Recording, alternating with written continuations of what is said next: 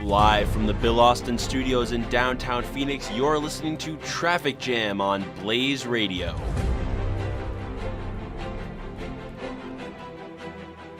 And good evening, ladies and gentlemen, and welcome. We are live and coming to you live tonight from the Lil Bill Studio here in downtown Phoenix, Arizona. It's time for Traffic Jam, the best show of the week here. Wednesday evening, we are live and ready to go. We've got you covered on all things breaking news, entertainment, sports, all that kind of stuff, politics, and more. Everything you count on. And Major Goncalves, I got Dominic Pasella. Noah Reed. Melanie Ochoa. Joining me tonight, we're just going to have a lot of fun, but we've got to get to a more severe story to start us out, and it's the story of the week. It's our number one story for sure. It's Hurricane Milton. It's a Category 4 storm right now. It's 2 miles an hour under becoming a Category 5 again. Just horrific stuff. Max wind speeds currently 155 miles an hour, moving northeast at around 16 miles an hour. It's primarily hitting the Tampa area in Florida and Siesta Key. Mass flooding occurred earlier today as it made its landfall in Tampa Bay. Hopefully expected to weaken to a Category 3. I saw some of the news reporting today that some are already saying it is a Category 3. It's still just a ravaging storm. I hope all the people in Florida are okay, just to start it out. Just a tough scene and a tough situation. That's our breaking news story. I was wondering if you guys had any thoughts on this hurricane just ravaging Florida right now. Oh, yeah, for sure. I had a friend that almost went to University of Southern Florida in Tampa and has family in the Tampa area. So, feeling for them right now. This is just crazy stuff. I'm reading through the Weather Channel, and it's saying that there's gusts up to 150 miles an hour. And just averaging out, it says 100 miles an hour in Egmont Channel, 97 miles an hour in Venice. Just crazy stuff going on. I can't imagine being caught up in something like this because I've never really experienced a hurricane being from the Midwest. Yeah, no. And of course, I'm just looking online. There are lines and lines of cars just trying to evacuate from these two areas. Even as it made landfall, there are still videos showing up on social media of people still trying to evacuate these areas. So it really is just a devastating situation that's going on over there. Yeah, I mean, especially when you consider the rainfall that is not only from Hurricane Milton, but the aftermath of Hurricane Helene, which has already raged through that area. I know that a lot of regions that were previously afflicted are just getting hammered again. So, we're thinking about them. We're hoping that everything is going to be all right. But again, there's still major power outages. Sea surges have lifted water levels across all major waterways. And so as they continue to give out more coverage, I heard CNN just put out that they were believing that around 2 a.m. tonight is when things should hopefully calm down. So again, thoughts, prayers go out to everyone afflicted by Hurricane Milton. Yeah, and like you said, going back to back, straight out of Helene, it's definitely scary stuff. I have another friend that plays soccer at University of South Carolina, like a D2 school, not like the actual University of South Carolina, but she was caught up in the hurricane, and yeah, she said it was really scary stuff. So hopefully everybody's okay. I haven't heard any reported injuries or deaths yet, but we'll see as time goes on. Yeah, Dom, I was talking to you about this today, too, just like a hurricane side set. Maybe it's because I'm looking at it now from a different perspective, like as a journalist now. I'm watching reporters in these horrible conditions, covering the hurricane.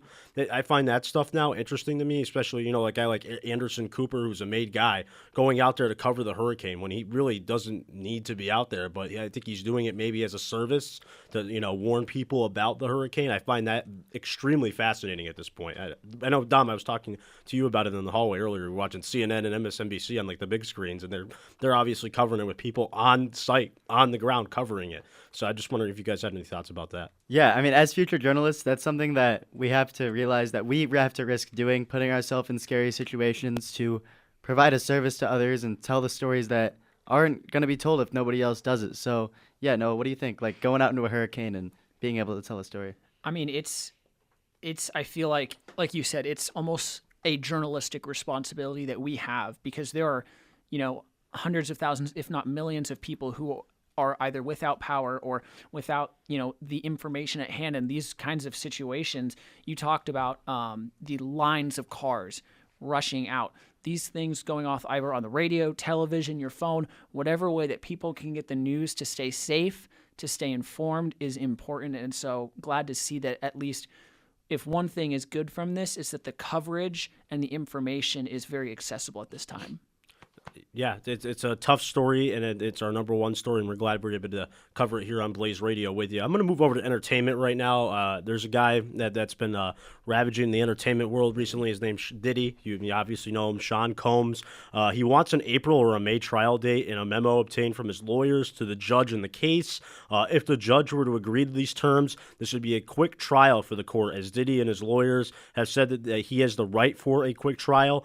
Diddy was charged last month with sex trafficking and transportation to engage in prostitution. It was a stunning indictment pulled off by the Southern District Court of New York. Just similar thoughts about Diddy that we've had in the past. We really don't want to bring him up, but I mean, he's trying to push everything forward because I think he just wants this to be done as quickly as possible. I think just wants to know what his life holds from this point forward. Very uncertain right now in the land of Diddy. Yeah, it's such an uncomfortable topic to talk about, but it is taking over headlines. Everywhere you look, you see this man's name, and it was like that before anybody even knew he was a criminal. He was such an icon in the entertainment and music world, so it sucks to see the downfall, but yeah, it is just such an uncomfortable topic. Yeah, of course. Really just seeing such a big name just kind of fall from fame, if that makes sense. Of course, like you guys have been saying, like Diddy has made like a lot of music and has really, really cemented himself in the entertainment industry. So just to see everything come out and more so that keeps adding on to it is just super, super uncomfortable. That's really the right word to describe it all. Yeah, and Diddy, he's gonna get what's coming to him in the future here, and it looks like it's gonna be sped up a bit here. So that's really the big story in entertainment this week. I know Dom's got a lot to talk about in the sports end, so yeah, Dom, take it away. Yeah, getting out of the weird stuff. ASU football got its swagger back after winning its first conference game as a member of the Big 12. Beating Kansas in a 35-31 barn burner for family weekend. Sam Levitt put the game on ice, throwing a 3-yard dot to Jordan Tyson to take the lead with only 16 seconds left. ASU running back Cam Scadaboo did his thing, picking up a light 182 yards and a touchdown. The Sun Devils face their hardest test of the season next week when they play number 16 ranked Utah Utes at home this Friday at 7:30. So guys, were you at the game? What did you see? What did you like? What did you not like? Oh, it was actually my first football game that I went to, and it was amazing. It was tremendous. Of course, both Kansas and ASU very much put up a fight, and really everybody was on the edge of their seats, both in the student section and every single section, just watching the minute go down and seeing ASU score just last minute. Yeah, speaking of the edge of your seats, you picked a pretty good game to attend with 54,000 people, one of the biggest crowds in ASU football history. Unfortunately, I was out of town. I had work, but I am looking forward to being there this Friday for the Utah game, which did a little dig-in. That should be an interesting game with the QB still being listed as week to week, not being sure, ASU is going to be missing a couple of their defensive linemen. So this one could go either way. I think it's going to be a fun game on Friday.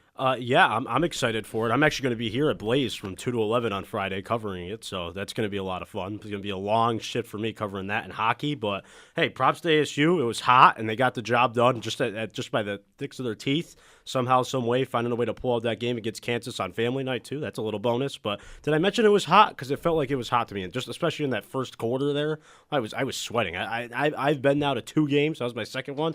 I just thought it was really hot in that first quarter. So yeah, for me, I'm in the student section. I try to get there as early as possible outside the gates so I could get good seats. And standing outside, waiting before the game started, it was brutal. The heat kicked my butt. But that should be over soon as temps kind of cool down, I hope, but who knows? It's October. Let's just hope, man. Crossing those fingers from the Northeast, man. Usually October it gets colder, so I'm just waiting for it. Waiting for it. Hopefully, but it will be colder in Mullet Arena as ASU hockey has their first home game this season when they take on the University of Michigan at 3:30 p.m., and then they play again Saturday at 5. U of M is the number 10 ranked team in the nation, and ASU is just outside of the top 20, so it should be a great matchup. And I know for Saturday's game, if you go, you get a free ASU hockey long sleeve tee, so make sure you pop out and you rep. Yeah, I'm actually really excited for ASU hockey. We have one of the biggest and most tough leagues as far as the conference goes, and man, it's going to be really cool to see, I feel like when you think hockey, you think University of Michigan or you think University of Wisconsin. I don't know about you being from Michigan, if you have any thoughts, maybe any potential, pull on the heartstrings there, but I'm just excited for the season to kick off. Yeah, I mean, I grew up hating University of Michigan. I was a Michigan State guy all the way, go green.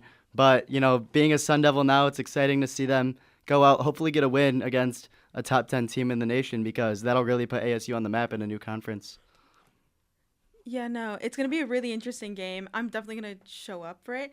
Again, like, University of Michigan is a super hard college to beat, so it really is going to be an interesting game to come and look upon. Yeah. Yeah, and on a more national scale, the New York Jets head... Excuse me.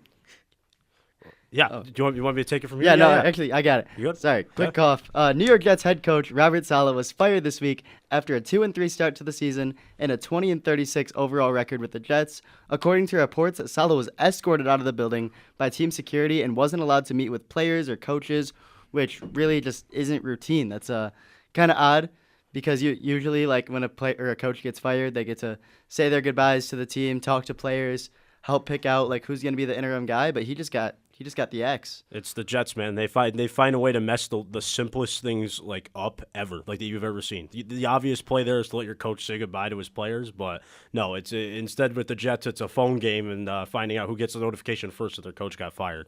I feel bad for some of the players too, because I don't think all the answers are still solved with the Jets. If you watch them this year, the problem has been their offense. They haven't been able to run the football at all. I think that responsibility lies on their offensive coordinator, Nathaniel Hackett, who still has a job today, and Robert Saleh doesn't. So I wish Robert Saleh the best. I think he'll have no problem finding a job in football. As a defensive coordinator with the 49ers, he was fantastic. So I think there's going to be teams that are willing to hire him, and I think the 49ers might be one of them. Yeah, he was like the most sought-after hire after the 2020 season and what he did with the Niners. So definitely surprising to see him get fired so quick, but he did not have a great record with the Jets through those 3.5 seasons. So, yeah, wishing him the best for sure. And Melanie, do you want to take us into international news? Yeah, of course. I've got two quick stories. The first one is electoral authorities all the way over in Colombia are now investigating President Gustavo Petro for financial misconduct from his campaign back in 2022. So just yesterday, Tuesday, the Electoral Council, which for context is made up of 10 magistrates, made up of the different political parties. As far as I'm aware, 2 of those magistrates are part of Gustavo Petro's party, ruled in favor of investigating him. Originally, they delayed whether or not to investigate. A lot of people, including the president, are seeing the delay as politically motivated. Some also see it as illegal because before this investigation, Colombia decided that only a commission from the House of Representatives can investigate the president. But just this past month in September, the Council of State ruled that president's immunity doesn't prevent him from being investigated. So back to those financial misconduct allegations from his campaign. President Petro allegedly, in the case, exceeded financial limits for his campaign and accepted funds from prohibited sources. As far as I'm aware from all the articles I read, the sources have not been revealed at this moment. They are investigating this, though, after 2 magistrates from the council presented a report alleging the president's campaign exceeded financial limits by $1.2 million. The outcome, if he is found guilty, is some campaign staffers, including the auditors, treasurers, and the campaign's manager, will be fined.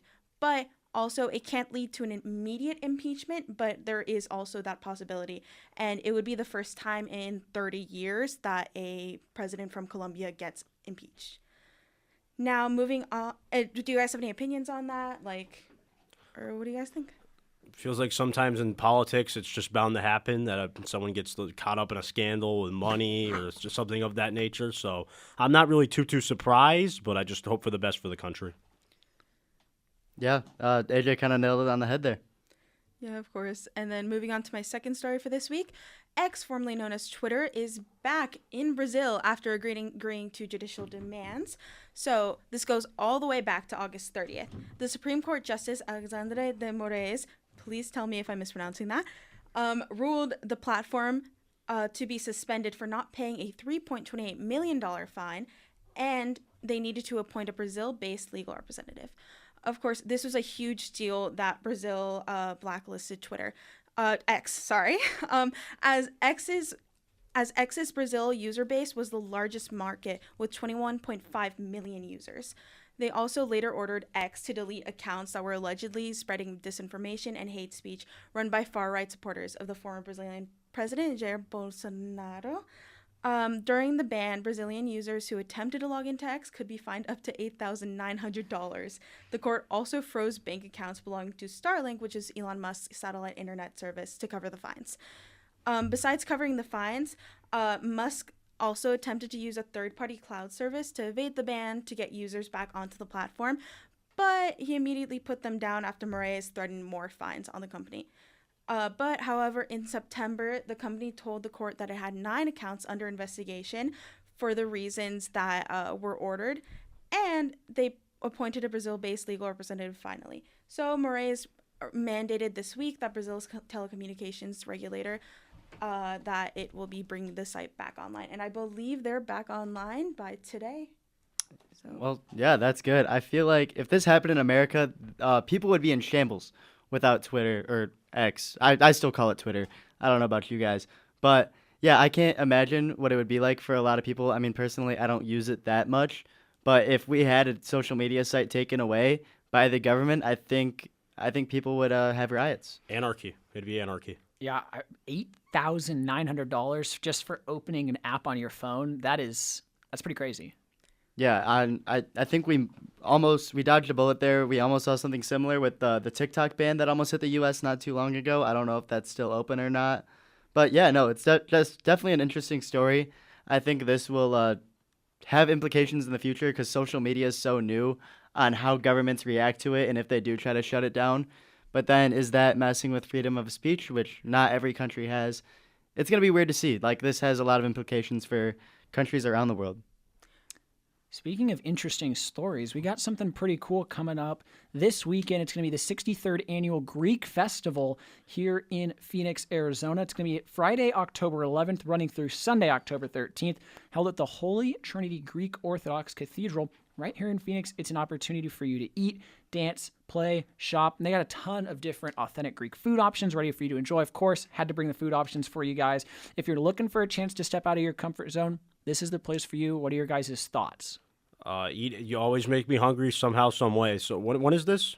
This is going to be Friday, October 11th through Sunday the 13th. I'm going to start making the reservations now. I could use some nice Greek food, change it up a little bit, get off that meal plan and get my whereabouts out a little bit. Greek food does sound pretty good. I can't even lie. Yeah, I'm going to start saving up now so I have enough money for all the food I'm going to buy and bring back to the dorms. So.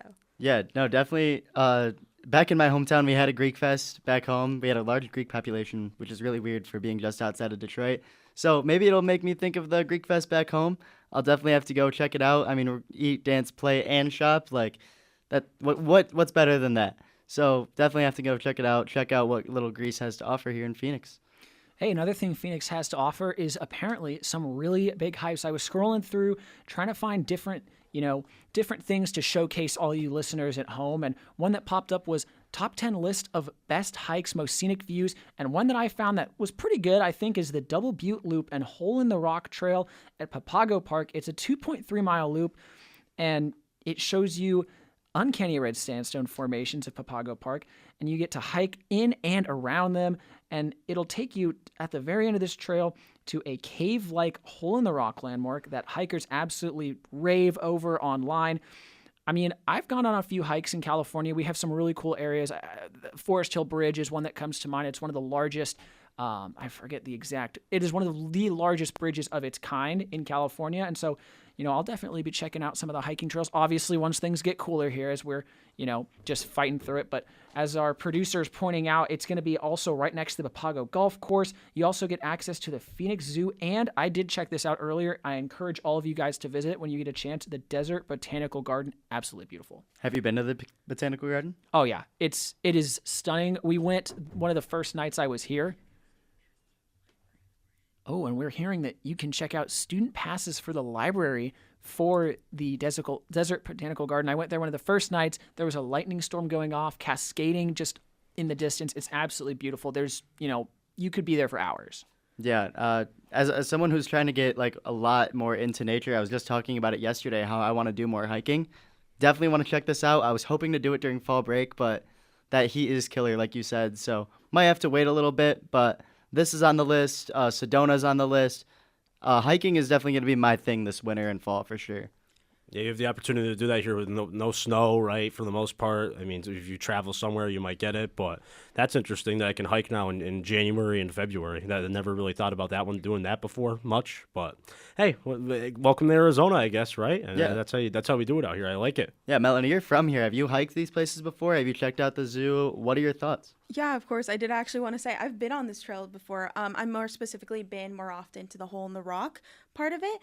Truly, truly beautiful. I took a couple of pictures and stuff last time I went to Hole in the Rock. Really, because it's like right next to the Desert Botanical Garden, the trail has, when you go, of course, in more of like the springtime, beautiful flowers on the trail. And of course, the cactuses are all wild and wonderful. I really do recommend it. It's very, you wouldn't think it's quick with the 2.3 mile loop, but it's fairly quick. So you can definitely do it kind of just on like a casual, like Saturday afternoon. When like my favorite time to go to Hole in the Rock specifically is right before the sunset. Truly, truly a beautiful place. And of course, again, like Noah was saying, like the Desert Botanical Garden is gorgeous, dead drop gorgeous. I highly recommend it, especially if you're new to the Phoenix area and Arizona specifically. All the flowers that you'll see around here, all in one place. Truly, truly could not recommend a spot more than Papago Park and the Desert Botanical Garden. So I seeing from your guys' reactions, you guys are definitely gonna go visit it. So, but yeah, field trip, you know. Yeah, I was looking at the map. They have a golf course too. I don't have my clubs yet, but I go home next weekend. I'm probably gonna bring back my golf clubs, and that's at the top of my list for sure. Is playing around there, maybe 9, 18, just depending on how I'm feeling and that heat. Yeah, that's one mistake I made too, not bringing my golf clubs. So anytime I'm looking for some golf, I got to get better this year. That was my goal. So when I go back home, I'm nasty, like I should be. But we have good golf courses out here from what I've seen. I just forgot my clubs. I don't know what I was doing at home. I don't know what I was thinking. But when I go home, I'm bringing my clubs back for sure. Well, we still got a pretty good amount of time here. It was a little bit of a quick show, so I want to toss something out there for you. I'm a big NASCAR fan. I feel like the news is a little old, but there's some stuff that tacked onto it today. How many of you in this room have heard of Michael Jordan? Easy question. Oh, I'm wearing Jordans right now. Wait, Michael who? Yeah. So Michael Jordan, for those who don't know, co-owns a NASCAR team, 2311 Racing, alongside Denny Hamlin, and they joined up with another NASCAR team, Front Row Motorsports, to sue NASCAR against antitrust violations and exclusionary practices of a monopolistic company, which essentially is huge.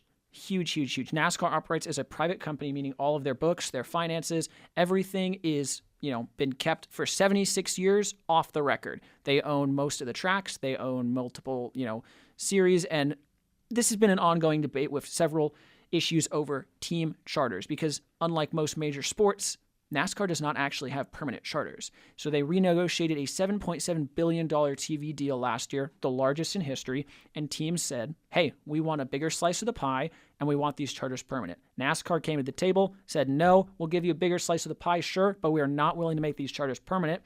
Denny Hamlin, Michael Jordan, they are here to change the game. They hired Jeffrey Kessler, who is well known for his work with the NBA, the NFL, and the NCAA in breaking up these bad business practices. So I'm just curious, what are your guys' thoughts on Michael Jordan, rocking the boat in NASCAR? I think it's interesting. He's like, I was joking. I do know who Michael Jordan is. He's the greatest basketball player ever. But yeah, you want to talk about changing the game? That's what he did back in the 80s on the court. But it's definitely interesting to see him throw his hat in a different ring. I don't know if he's passionate about NASCAR or it's just a money grab, but he seems to genuinely want to make changes for the future. I don't know, what effect will this have on racers going forward? Is it going to hit them or mainly just crew chiefs and teams? Well, as of today, 2311 and Front Row both filed an indictment to race next season as a chartered team despite not signing NASCAR's latest charter deal. And the issue is, they are arguing on the basis that it is too economically unfeasible to race as an open team, and they cite the fact that of the original teams that signed this charter agreement back when first introduced, 11 of those teams have since gone out of business. So they're arguing that this sport is, as all these other sports, the NFL, the NBA, they're seeing sky high, player salaries, franchise. NASCAR's actually gone backwards in a sense of driver salaries have gone down. While the sport has a lot of economic revenue from media rights, from tracks, it's all going back towards the France family, which is the single entity that owns all of NASCAR. Yeah, I mean, the second best basketball player of all time, anytime he gets in his hands into something, I mean, it could work. I see what he's fighting for, going from the court, fighting for his teammates, now coming out here to NASCAR, just an interesting change for him, too. I mean, the Charlotte Hornets thing, collapsed and was a total disaster. His ownership there was like a kind of a joke. So kind of glad he's out of that. Maybe NASCAR's his thing. Maybe it's going to work out for him. I'm curious to see it. We'll see. Yeah, and this is game-changing after years and years and years of NASCAR being the same thing. I grew up a big NASCAR guy. But, yeah, it's definitely going to be different. And like I said, Jordan's going from the court of ball to the court of law. I liked that. And we're going to leave it at that for today. Let's wrap it up. I'm Dominic Pasella. Noah Reed. I'm AJ Goncalves. Melanie Ochoa. And thank you for listening to this week's edition of Traffic Jam. We'll see you next week. Bye.